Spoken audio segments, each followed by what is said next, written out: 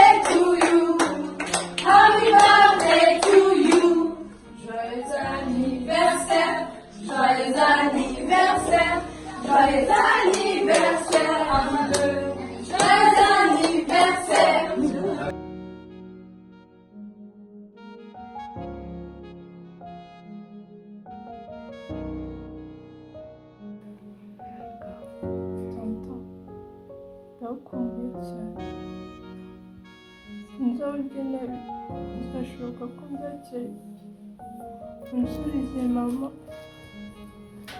kandi uzasubire na papa nkiri ndagukunda kandi nzagukumbura cyane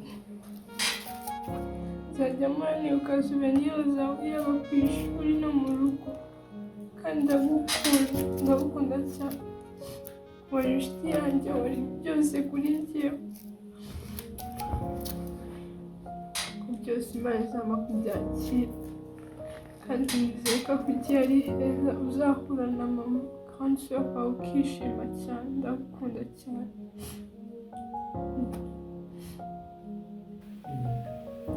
tonto nzakumbura igihe tugufetera n'ive yawe ari surprise uri kureba filime udashaka kurekera tugakorera surprise bitoroshye uribuka n'igihe tubikora surprise ugiye gukora mariage tukagutungura kugira ngo utekere gushaka byagucanze ibyo ari byo n'igihe muhamagara nkakubwira ngo nkumbuye baga cyane ukatwohereza amafaranga muri uwo mwanya n'igihe nsinda nkagusaba kado y'isaha ukayima ibintu byose wagendaga unkorera igihe tugusura ukuntu byari byiza ukadutembereza byose nzabikumbura ndagukunda cyane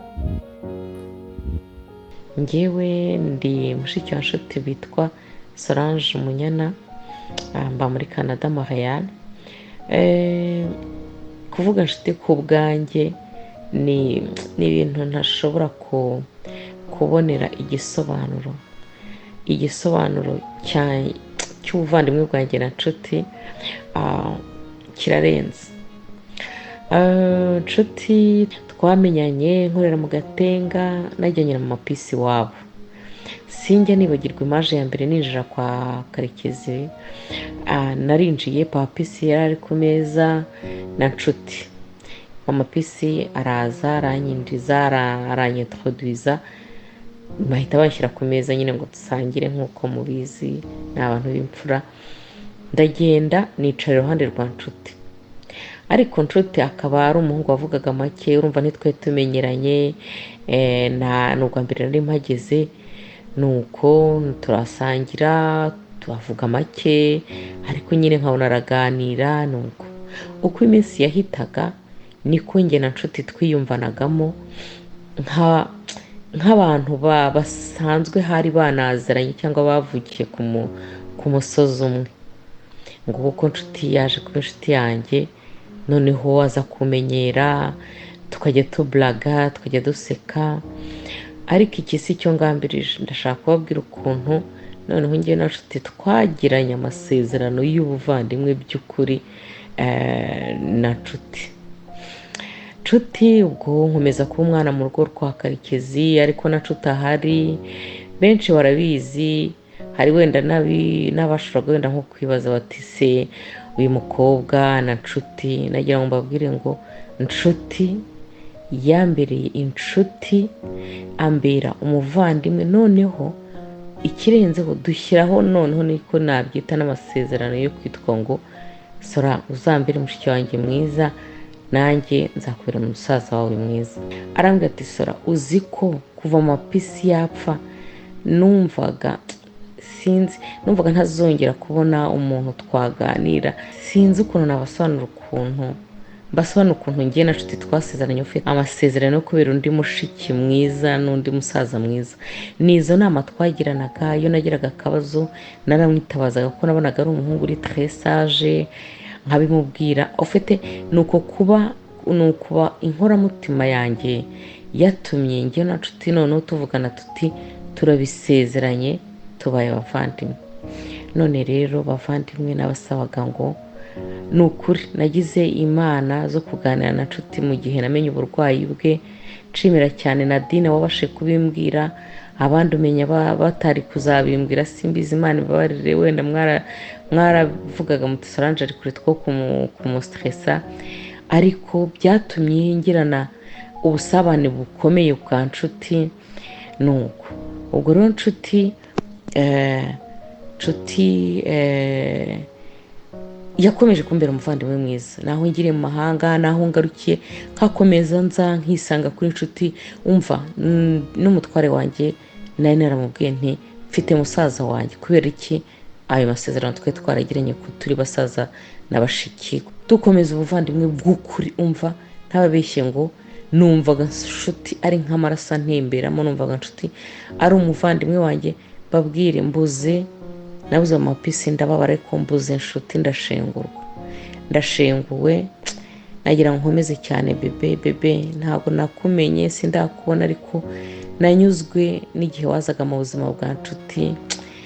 Ntabwo ari byo ntindaho, reka ntinde ku bupfura bwa nshuti n'ubunyangamugayo, ntinde ku rukundo rwa nshuti n'ubupfura bwaranze iwabo. Nshuti yari umuhungu w'umwana mwiza, nshuti yari umuhungu wubaha, ako kantu wubaha. Nshuti akamenya uko abanira abantu bose. Nshuti vraiment byananiye kubyakira, ariko reka mbyakire kugira ngo nkomeze abato basigaye inyuma. Hano amapisi yitangiye akabana nabo. Nkomeze wowe bebe, umudamu asize ukiri muto, bebe watubereye imfura. Gusa nshimishijwe nuko wahaye ubuzima bwiza nshuti. Ndagushimiye bebe. Umva, ninza mu Rwanda umenya niwe muntu wa mbere nzareba. Agahinda nshuti nsigiye sinzi ko nzagashira. Mumfashe, ndi kure yanyu. Mwebwe wenda muregerana muranahoberana mukarira. Ngiye kuva nshuti, ubu ni 9:00 za nijoro z'iwacu, ariko ndababwiye ngo kuva 5 ni ukuri amasaha menshi ndyama ku munsi n'abiri. Akazi karananiye, simbizi mbese. Nshuti ansigiye icyuho gikomeye mu buzima, ariko reka murekure mvuge nti nshuti wambere, nshuti y'inkoramutima, wambereye umuntu mwiza, umbera umusaza wanjye mwiza. Ruhukira mu mahoro, sanga abawe, sanga ababyeyi bawe bagutuze mu gituza cyiza. Nukuri kandi nshimishwa nuko wari waramenye Imana. Nukuri tuzongera duhure mu gitondo cy'umuzuko. Nukuri Imana ikomeze gutuza heza nshuti. Je t'aime beaucoup, c'est ta sœur Solange. Njyewe nabanye na Karoli igihe cyose, ari umwana yavutse ndeba. Hanyuma rero njyewe twarabanye, naramwigishije mu mwaka wa mbere no mu mwaka wa kabiri. Ari umuhanga cyane azi kuririmba. N'uyu munsi yarakibimbaza atari ko mama bita kubera iki naririmbaga ukanzengurutsa amashuri yose. Nabaga ndumvisha ukuntu azi kuririmba. Hari ibintu twari tuziranyeho, njyewe ndi mukuru ariko twarabanye, tuzi abantu b'iwacu, tuzi ko twavugaga abantu inkuru, twabaraga urwenya twabaga dutera. Hanyuma rero njyewe naherukaga kumubona imbonankubone, musanze ku kazi ke na Nyesi na Bernard, tuganira. Yari afite morali, yaradufashaga. Kumubona tubibona ko arembye, arwaye, ariko we igihe cyose yatwerekaga ubuzima imbere ye. Atubwira ibyo abaganga bamubwiye bamwizeza atubwira, kandi yari azi kubana, yari afite inshuti. Niyo yamenye ko atari nziza ntabwo byatumaga ayita, yamubaniraga uko bikwiye. Ntiyigeze yitwara nk'umuntu ubona ko amateka yamukomereye. Yitwaye nk'umuntu ufite ubuzima, ukunze abantu, udafite umujinya, utarigeze ashaka ibintu byo kwihorera, utarigeze ushaka ibintu by'inzangano. No mu kazi n'abo yabanaga nabo, n'abo yahuraga nabo, Karoli yabaye umuhamya w'uko yahuye n'Imana. Kandi Karoli yari afite ukwemera, yari umukristo. Mwavuga ngo atajya mu misa yajya mu misa, Karoli yari afite ukwemera. Ntabwo yigeze mu buzima bwe, ntabwo yigeze ahurira no guhakanya, ntabwo yigeze ashidikanya ku rukundo rw'Imana, ntiyigeze avuga Imana nabi, ntiyigeze yivumbura bimwe twivumbura ngo tutuke Imana. Ntabyo yigeze mu buzima bwe. Ukwemera kwe rero ngewe kwaramfashije. Icyo nshimira Imana nicyo, ni uko atashye ari umukristo, atahanye urukundo, atahanye gufasha abantu, atitaye ko wamuhemukiye cyangwa utamuhemukiye. Ibyo nicyo kinshimisha mu buzima bwanjye. Mwifurije rero iruhuko ridashira, kandi n'abandi bose mbifuriza gukomera. Mukomere, Imana irahari, Imana iradukunda, kandi Imana nta na kimwe kiyisoba, byose ibibizi. Kandi burya ntawe usarura imyaka iteze. Imana ku bwayo yakunze Karoli, yamuduhaye, yabonye ko igihe cyari kigeze, agiye kwishimira mu ijuru, kandi agiye kudusabira. Mukomere rero, Mungu abarinde. Nshuti Charles akaba yarambereye tonto, gusa sinashimangira yuko kumwita tonto gusa byaba bihagije, kuko yari umubyeyi kuri twebwe, yari umubyeyi kuri benshi. Hari umuntu uherutse kumbaza, ari kumbaza ati ese tonto hari abana yari asize, byibura hari abana asize? Ni ikibazo cyangwa gisubiza amarira kwizenga mu maso. Ndavuga nti ya, turahari. Mu by'ukuri tonto yatubereye umubyeyi. Njye nagiye kumenya ubwenge mubona mu maso yanjye. Mu gihe cyose twamaranye namwigiyeho ibintu byinshi. Hari ikintu kimwe yakundaga nkunda kumva avuga.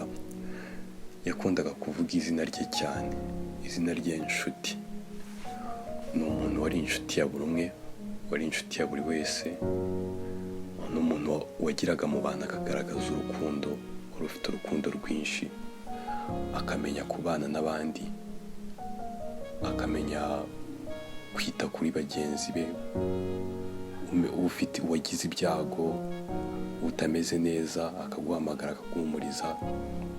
Yari umuntu uzi kuganira n'abantu, yari umuntu uganira n'abantu, mukaganira, mugatera story. Yabaga afite blague nyinshi tuzazikumbura. Tonto yari mu bantu bagira blague ku buryo naho mwabaga mutarimo muraganira, uri kuganira n'undi muntu ku ruhande, yateraga blague nawe ukabyumva ukumva koko ni ibintu bisekeje, ukishima. Ni umuntu wari uzi kuganira, kandi akamenya gusetsa, akajyana n'ibihe turimo. By'umwihariko wenda ndaza kugaruka ngewe ku kuntu twabanye. Ni umuntu kuva mu buto bwanjye yanyitagaho nyine, akamenya. Nakuze mvuga ati nshaka kuzakina umupira, nkunda umupira w'amaguru.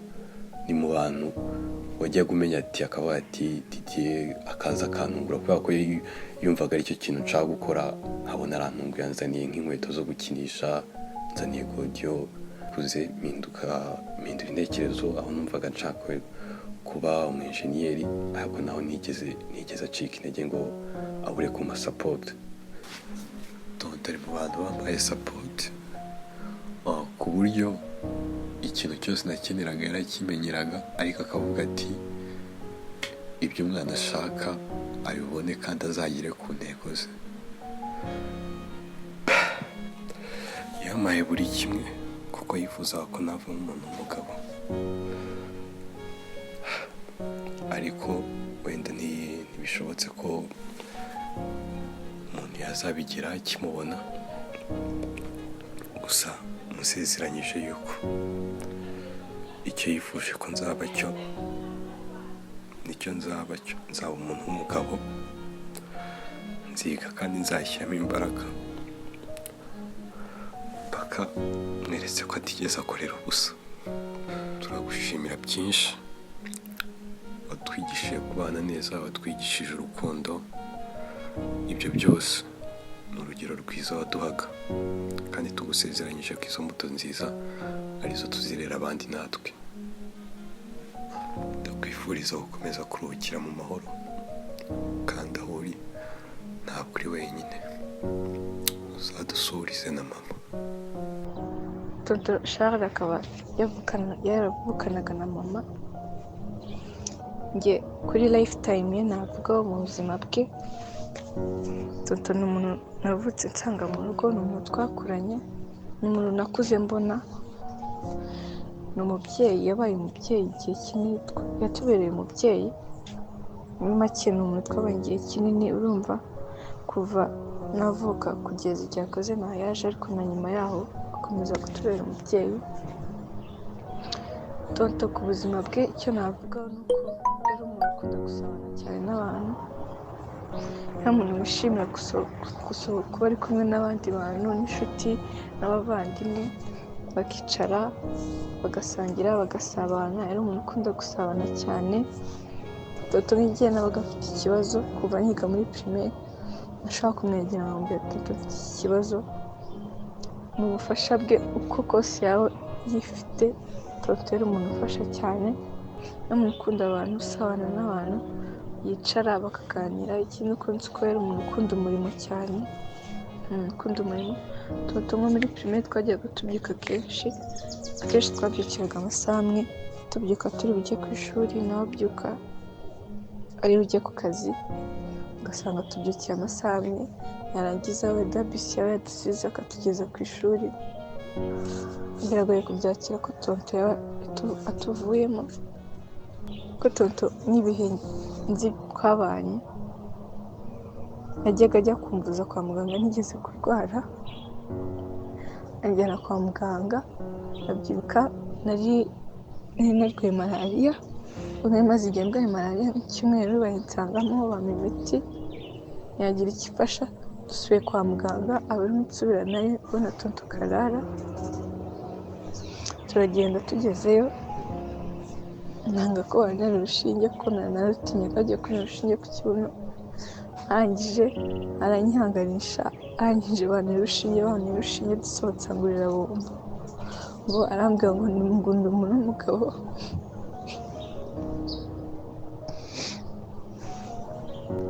Ko ibyo urumva umuntu yagiraga imbaraga zo gukomeza umuntu. Ndabyibuka n'undi munsi twajyanye kwa muganga, bankura amenyo, bitaba bari kunseka abandi. Arangije we kugira ngo bahime atugurira capati, maze angurira capati na sambusa, arambwira ngo maze njye mpemeze ko amenyo niyo afite, kugira ngo barekere guseka ko nakutse amenyo. Tugiye muri make ukuntu nakuze mubonamo imaje ya mama ntabashije kubona kubera ibihe byamudutwaye. Nkavuga niba gutya Tonto uko mbibona ni umuntu ukunda gusabana n'abantu, wicara bakishimana bagasangira. Wenda na mama niko yari ameze, wenda ababyeyi babo niko babibigishaga. Ikindi Tonto namubonagamo cyane, yari umuntu ukunda gusenga, kuko nyuma yo kujya muri segonderi yaricara akajya ambaza ngo ese uba muri christomatike, uba muri korali, akambaza amasengesho yo gusaba umubyeyi Bikira Mariya akamazi se ngo turayazi, akatubwira ukuntu ku ishuri bayigaga, yajyaga ambwira ko yari yarize setandere. Ndibuka njya gususha muri troisième ngo sushe kuko section nashakaga ntabwo yari Stella, ariko kuko nzi ko Toto ari umuntu yumva nawe nyimubwira ahita abyumva, noneho njyewe nirengagiza ibindi ndambwira Toto ko basi uri kunyumva ngwino tujye gusushana. Toto ahita ahaguruka araza turagenda, tugeze muri salo twe turi gusushiriza Imana na papa araje turamukorobeka arabyemera. Urumva ko yagiraga umutima wo kumva cyane, nicyo kintu namukundiraga. Iyo umuntu wicara ukamutekerereza ukuntu ibintu bimeze akabyumva ndetse akishyira mu kirenge cyawe akumva ko ibintu bishoboka, akumva ko hari ahabaye ngombwa kukugira inama akayikugira. Ese muri make umuntu agiye kuvuga byinshi kuri Toto ntiyarangiza. Nyuma y'uko amaze gukora mariage, Tonto ugenda ateka twaramusuye kenshi, rimwe na rimwe nabonye ukuntu yarabayeho yishimye. Iyo umuntu wabayeho wishimye muri kiriya gihe twajyaga tumusura tugasabana, twarangiza rimwe na rimwe tugasohoka tukajya Kicukiro, tukagenda wenda turi mu modoka tukagenda tuganiriza, yaba njyewe yaba Tekla, tubaza iki n'iki. Biragoye kubyakira ko Tonto yatuvuyemo. Bibaza kenshi cyane se ko kuki Imana yemeye ko ari we utuvamo, Tonto kuki n'ubwo akiri muto se yabonaga tutakimukeneye.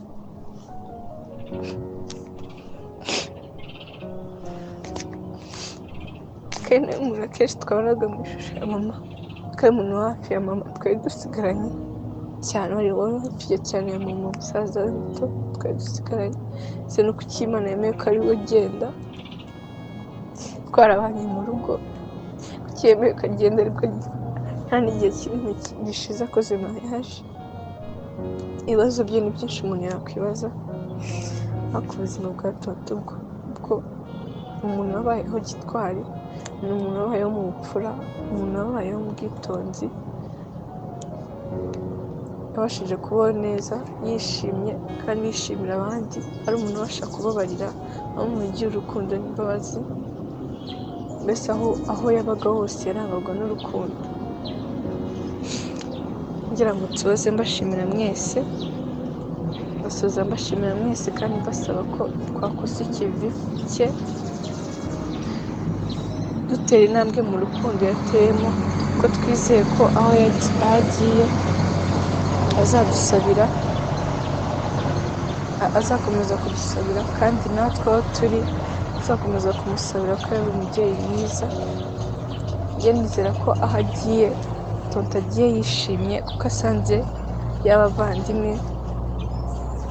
Ndizera ko agiye yishimye ko asanze y'abavandimwe be bagiye mbere, kandi nizera ko nanone agiye atishimye cyane rwose ko asize akababaro kuri ino si, asize agiye hari abakimukeneye, hari abari bagikeneye kumumenya kurushaho, bari bakeneye kumenya kumurushaho byinshi, kumwigaho byinshi. Ngira ngo natwe abana Tonto yatubereye urugero rwiza, n'umuntu w'intwari. Njye namufatagaho nk'icyitegererezo cyane, ariko cyane kubera umutima mwiza, urukundo, kumva byose byinshi n'ibyo umuntu yibagiwe.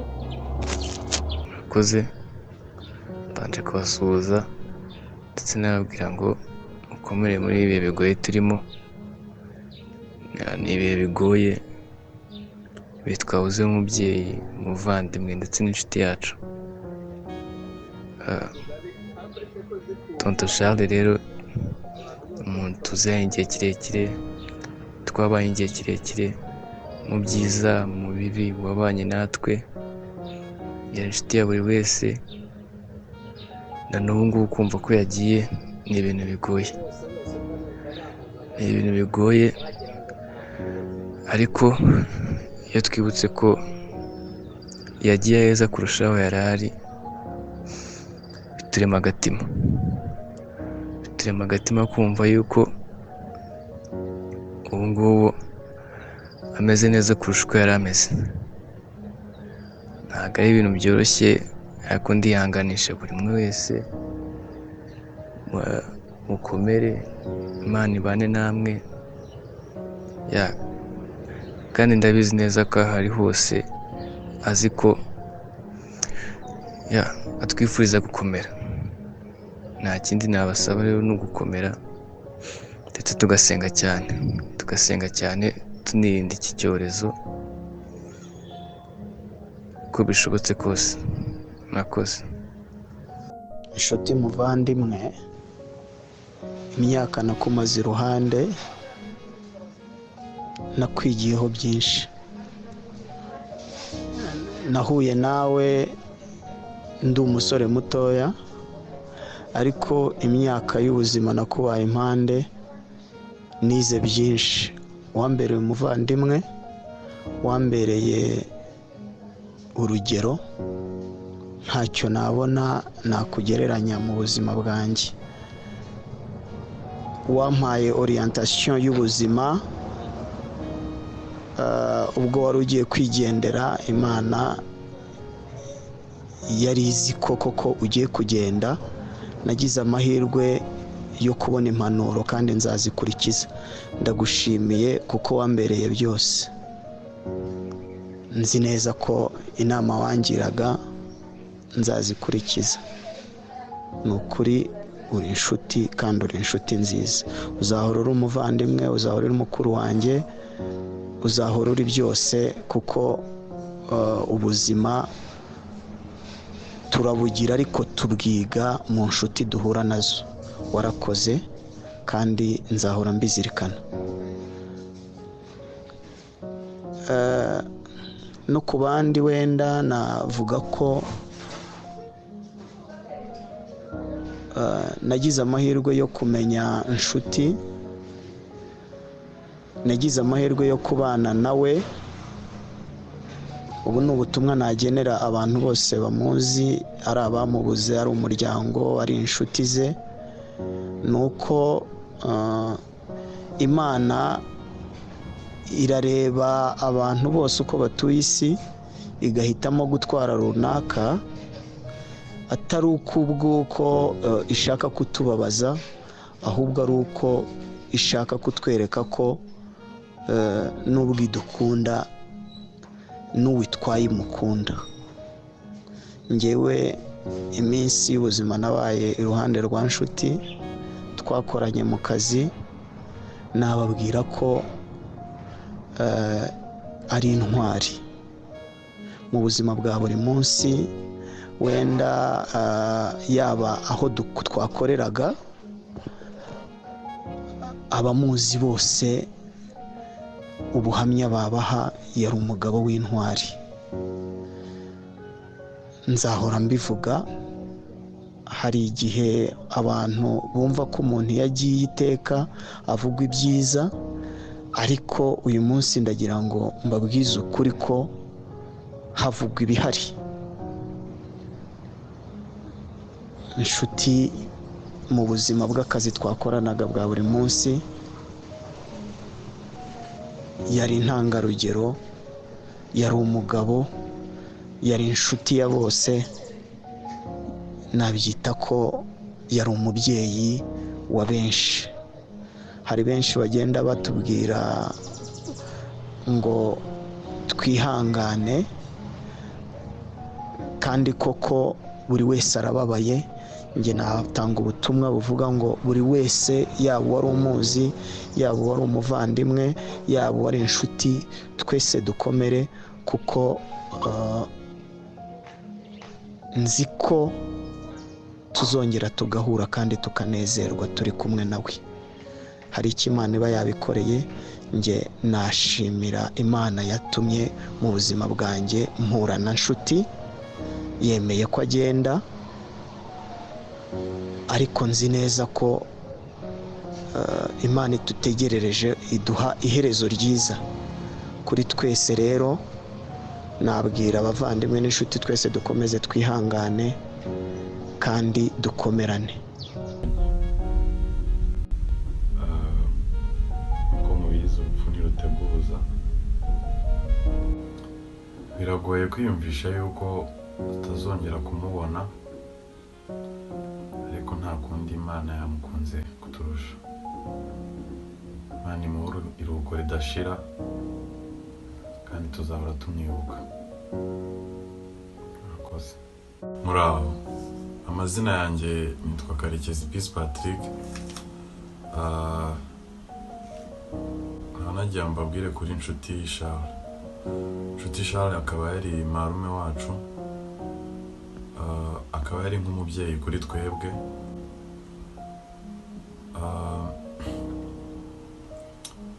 Mu bintu navuga nuko nari nzi ko yari umuntu ukunda Imana, akayubaha kandi akanayikundisha n'abandi.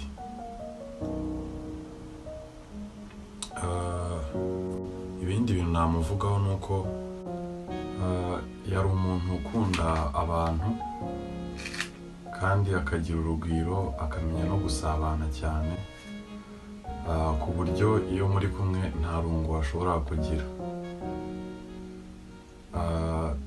Bimwe mu bintu mwibukiraho nuko nkiri muto ari mu bantu banyigishije gukina ping pong cyangwa tennis de table. Twakunda kuyikina muri weekend.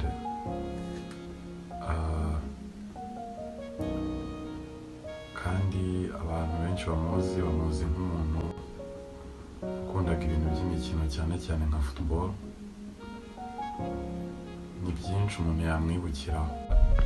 Ubwa nyuma mperuka kubona Tonto Charles igihe nari mu Rwanda, ndi muri vakanse, hama aradusohokana. Wari umunsi ubanziriza uwo nari gusubira ku ishuri. Yari umuntu ukunda gusabana, turaganira kandi turishima icyo gihe. Gusa ntabwo nari nzi ko ariwo munsi wa nyuma